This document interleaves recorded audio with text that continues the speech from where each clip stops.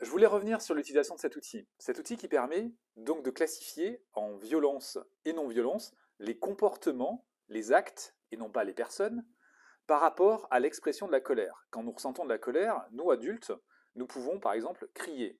Lorsqu'on crie dans un coussin, ce n'est pas forcément considéré comme de la violence pour une personne qui se trouve dans la même pièce, mais ça peut l'être.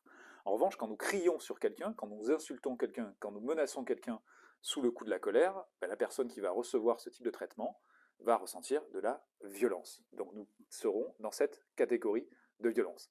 Une fois que nous avons identifié ce qui peut être violent et ressenti comme de la violence, et pour cela, vous pouvez d'ailleurs utiliser aussi des figurines. Pourquoi utiliser des figurines? Parce que cela permet la distanciation. C'est-à-dire que si c'est une expérience que nous avons déjà vécue nous-mêmes, peut-être que la charge affective est trop forte pour pouvoir en parler. Alors que si on parle de figurines extérieures, c'est beaucoup plus simple de pouvoir rationaliser et discuter de situations que ces figurines auraient vécues et qui seraient bien sûr un miroir des situations que nous avons nous-mêmes vécues. Cela permet de trouver des solutions et des alternatives ensuite. Donc des figurines, c'est une astuce que je rajoute à l'utilisation de cet outil. Donc première étape, identification des comportements violents et non violents. Et ensuite, l'étape va être de faire des jeux de rôle ou des entraînements pour tester les expressions de la colère de cette façon-là, c'est-à-dire non violente. Je vais m'éloigner de la source de déclenchement de la colère. Je vais verbaliser la colère. Je vais souffler, je vais bouger, je vais demander de l'aide si vraiment je n'arrive pas à sortir de cet état de colère. Tout cela est à tester ici sous forme d'atelier, d'activité avec le parent et au calme surtout.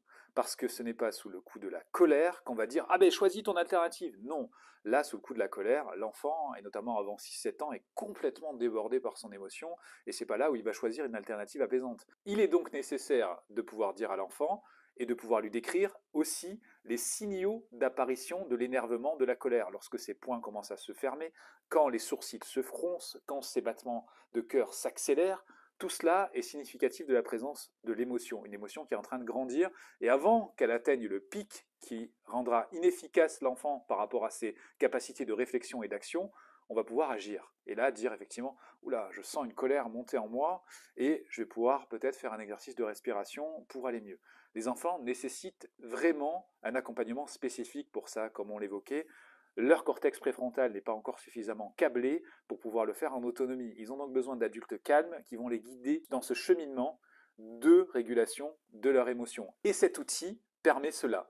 Cet outil permet également à l'adulte qui lui-même a subi des colères ou encore qui a peur d'exprimer ses colères parce que justement la colère est associée à de l'agressivité, de dépasser ce blocage et de pouvoir se dire, moi aussi j'ai le droit effectivement de ressentir de la colère et il y a des façons non violentes de l'exprimer. J'espère que vous avez apprécié ces informations. Je vous donne rendez-vous dans la boutique Papa Positif pour retrouver cet outil et plus de 10 autres dans un kit qui est spécialement conçu pour l'accompagnement des colères des enfants et notamment dans l'expression des colères sans violence. À bientôt pour une nouvelle vidéo.